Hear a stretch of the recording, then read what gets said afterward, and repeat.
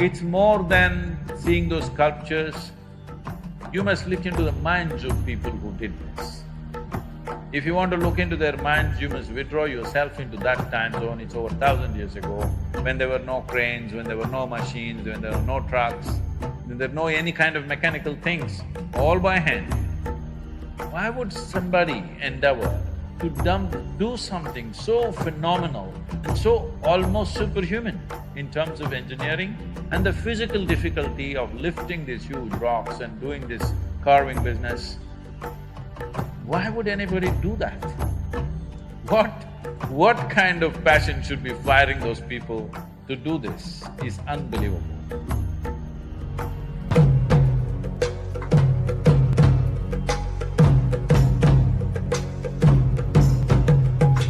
Anything concerned with the spiritual process in the temple that was built there, mainly they're standing because of geometric perfection, not because of the strength of the material. For example, the dome, it's the largest elliptical dome of its sort, 72 feet in diameter. It's not semicircular, it's elliptical like this. And there is no cement, there is no concrete, there is no steel.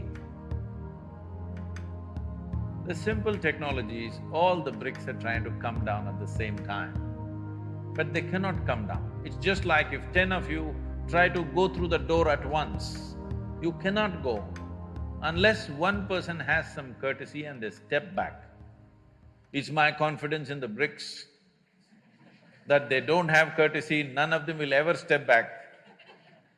So they stood there.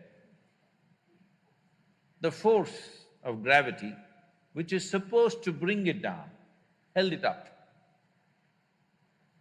See, right now this building, any flat roof for that matter, right now there is a fight going on between this structure and the gravity, going on. Right now going on or not? It is going on. One day somebody will win. Who do you think will win? Gravity will win, for sure. But we built buildings in such a way, because of gravity, it is staying up. It is not something, if you observe things in nature, it's all… a whole lot of things are built like this. So, we'd never used any steel, just brick, soil, sometimes a percentage of lime, that's about it. And the feel of these buildings is very different because there is no tension in the building, there's no stress happening all the time. So I keep joking, see, the building itself is meditating, at least you'll better learn something. The buildings are meditative because there's no stress in them. They're using the forces which are trying to pull them down as the force to stay up. This is something every human being should learn. What are the forces which try to bring us down? That is what you must use to go up. This is something… suppose you see a building like a human being, do you want to look at their face or you want to avoid their face? That's how a building should be. If you look at their face, you must feel joy. How essentially it's a geometric manipulation. How geometrically perfect it is will give that much sense of completeness to people when they visually see it, because the human eye is one eye on the planet which catches the maximum amount of detail. Because it catches so much detail, most important part of any physical structure is geometry.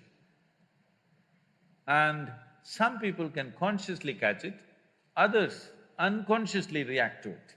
They like it or they don't like it, that's all they know. But some people can consciously see, okay, this is the reason why it feels like this. So when it comes to architecture, it should not be in terms of European, Indian, this, that. These styles are established at a time when materials were limited, all right?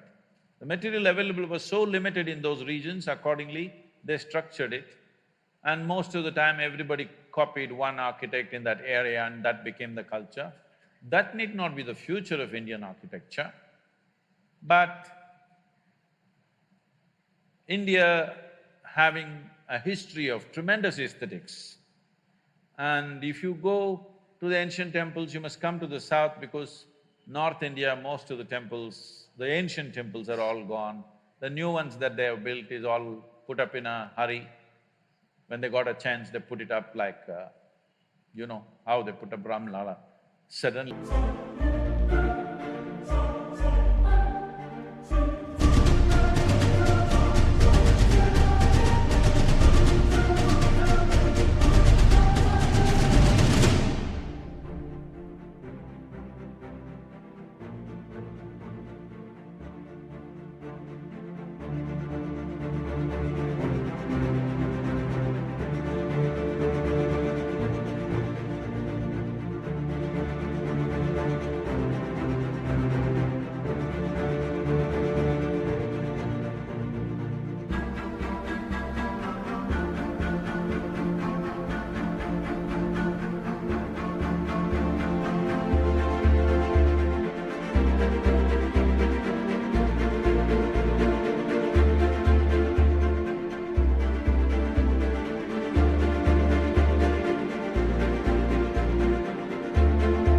in 2 days, like that. But if you come to the south and see, one amazing thing you will see is their sense of geometry. Unbelievable. How they arrived at this sense of geometry, 1,000 years ago, 2,000 years ago, absolute geometric sense in their mind. Well, you have seen the Kailash, I'm sure, at Ellora, Kailash temple.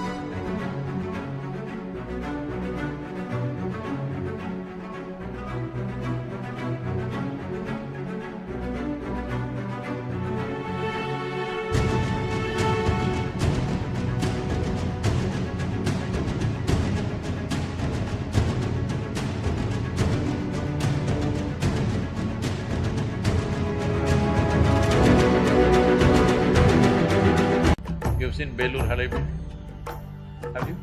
Karnataka temples? Oh, it's a must-see. It's just a must-see for any human being, especially those of you who are in architecture, art, whatever you are into. Some aesthetics you are into means this is something you must see.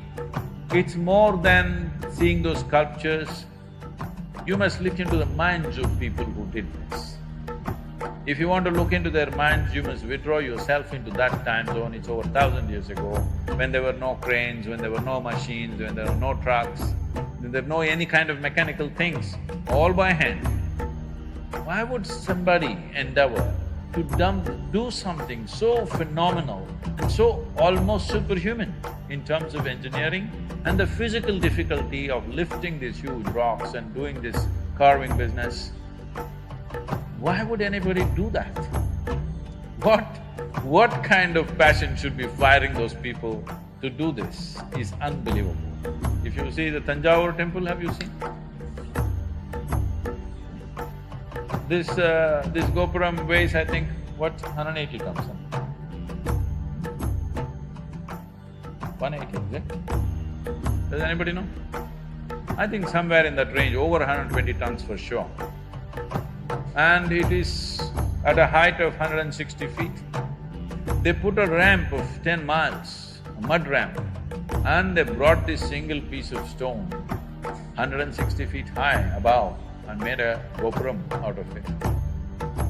Exquisitely carved. Well, in Karnataka, what they carved is soapstone. In Tamil Nadu, Tamil people are crazy.